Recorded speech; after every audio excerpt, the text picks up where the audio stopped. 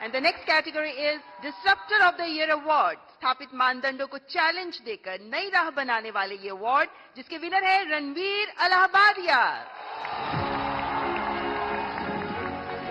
We know him as Beer Bicep. He focuses on fitness, spirituality and lifestyle through his The Ranveer Show. बधाई हो. तो आज भी कुछ फिटनेस का मंत्र देंगे लोगों को. योगा करनी चाहिए, मेडिटेशन करनी चाहिए. तो फिर तो ये लोग कहेंगे कि मोदी जी की बात बता रहा है. तो फिर कहेंगे तुम बीजेपी वाले हो गए हो. नहीं तो मोदी जी शायद यूथ की बातें कर रहे हैं, तो पूरा यूथ ही मेडिटेशन कर रहा है. आप बस वही बात फिर से कह रहा हूं मैं. कभी मैं आपको पूरी तरह तो फॉलो कभी किया नहीं है. क्यों सर? क्योंकि बहुत कठिन होता है जी. मुझे खुद को 50 साल छोटा करना पड़ेगा, तब जाकर के आपके साथ थोड़ा वेवलेंथ बैठेगा. मेरा वेवलेंथ नहीं, मैं विषय पूछा, क्या नींद के संबंध में आपको कार्यक्रम करते हैं? कभी कभी एलियंस येटीज के सपने आते हैं. नहीं, मैं इसलिए कह रहा हूं कि सचमुच में नींद की बहुत उपेक्षा हो रही है जी. जबकि पूरी दिनचर्या में पहला टाइम टेबल नींद तय करनी चाहिए. मैं बहुत उल्टा बता रहा हूं आज, क्योंकि मैं उसका भुक्तभोगी हूं. मैं नींद के संबंध में बहुत ही इनडिसिप्लिन हूं. मैं बहुत कम सोता हूं और मेरे सब लोग मुझे डांटते रहते हैं. और कई सालों से मेरी बीमारी आ गई है, मैं बहुत कम सोता हूं. लेकिन मैं चाहता हूं लोग पूरी नींद सोते रहे, ऐसा मैं नहीं चाहता हूं. मैं जगाना, लोगों को जगाना मेरा काम है. लेकिन नींद के संबंध में हम ज्यादा उतने जागृत नहीं है. कभी उस पर सोचिए ना. जी जी.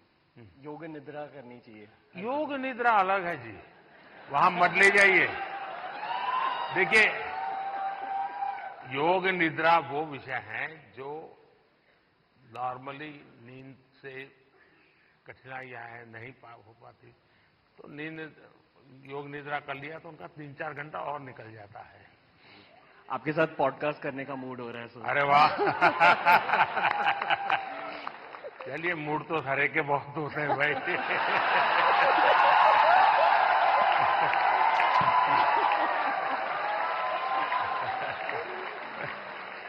All the best.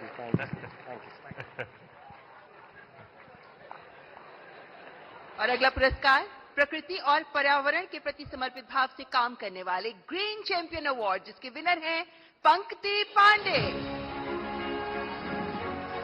As an ISRO scientist, Pankati amplifies the message of Mission Lifestyle for Environment. बहुत बहुत बधाई. कुछ अपने कार्य के विषय में बताइए. सर, હું અમદાવાદથી છું. स्वागत है. आप लोगों अहमदाबादियों की पहचान है क्या आप लोगों को? हम अहमदाबादी लोगों के लिए कहा जाता है, ये अहमदाबादी इसलिए बता रहा हूं, उनके लिए कहा जाता है, यानी कोई बुरा मत माने, क्योंकि आजकल ऐसा है कुछ भी बात बड़ा विवाद का विषय बन जाती है. लेकिन ये बचपन में जो सुनते थे वो मैं बता रहा हूं. मैं मानता नहीं हूं. एक बार रेलवे प्लेटफॉर्म पर ट्रेन आई, तो उसमें जो पैसेंजर था वो ऊपर के बर्थ पर था.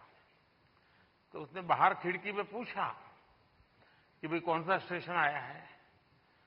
तो बाहर वाले ने कहा 4 आना दोगे तो बताऊंगा. तो उसने कहा मत बताओ, ये अहमदाबादी होगा. अच्छा बताइए. प्रकृति के बारे में बताती हूँ. हम बदलाव बहुत चाहते हैं दूसरी चीजों में, पर हम बदलाव कभी अपने आप में नहीं लाना चाहते हैं. वो सबसे डिफिकल्ट चीज होती है.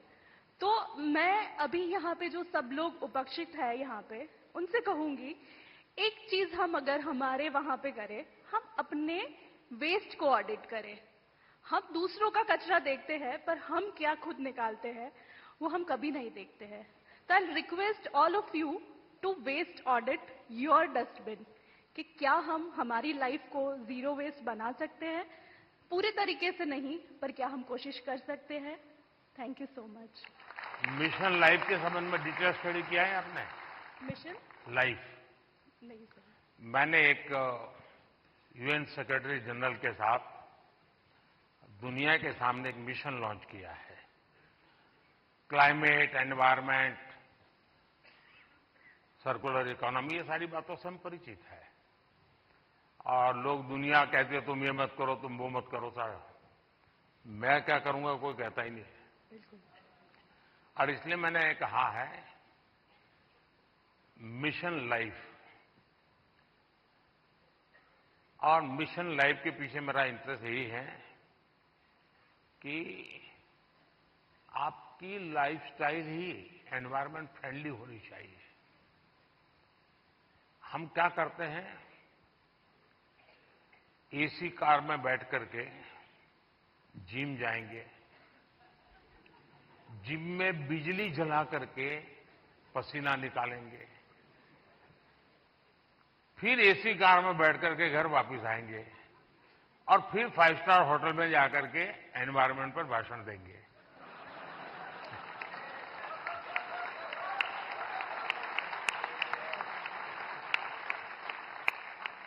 ये ग्लोबल वार्मिंग की समस्या का समाधान का सबसे बड़ा उपाय हमारी लाइफस्टाइल है। आपका यही मिशन है ना? यस सर, बिल्कुल। बहुत अच्छा ये काम कर रहा बदलाव है। हमसे है, बिल्कुल। और अहमदाबादी है तो वेस्ट का बेस कैसे बनाना, इसमें एक्सपर्टाइज होती है। ये अहमदाबादी लोग एक भी चीज फालतू छोड़ते ही नहीं है। धन्यवाद जी। माइक दे दीजिए तो वो काम आएगा।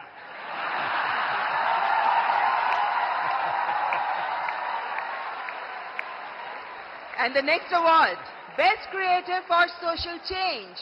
और इस अवार्ड की विनर है जया किशोरी, जिन्हें आधुनिक दौर की मीरा कहा जाता है।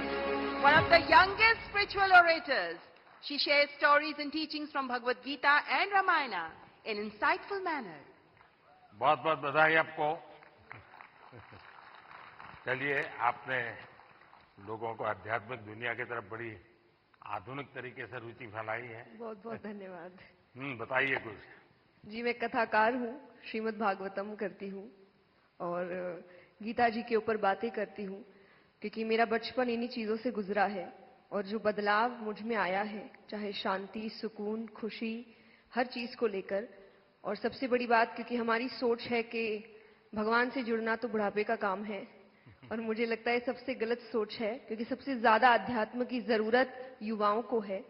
और अगर मैं मटेरियलिस्टिक लाइफ के साथ साथ आध्यात्मिक जीवन जी सकती हूँ, तो मुझे लगता है हर युवा जी सकता है। लोगों को डर लगता है कि अध्यात्म मतलब झोला लेके चले जाना। हाँ जी। तो आप उसको रास्ता पर बताइए ऐसा ना। बिल्कुल नहीं है, क्योंकि सबसे बड़ा आध्यात्मिक ज्ञान है श्रीमद् भगवत गीता, और वो एक ऐसे व्यक्ति को सुनाई जा रही है, अर्जुन, जो आगे जाके राजा बनने वाले हैं। और राजा से ज्यादा ऐश्वर्य किसी के पास नहीं होता। और गीता में भगवान ने एक बार भी, श्री कृष्ण ने नहीं कहा कि राज्य छोड़ दो, बस कहा अपना धर्म पूरा करो जहां भी हो। बहुत बहुत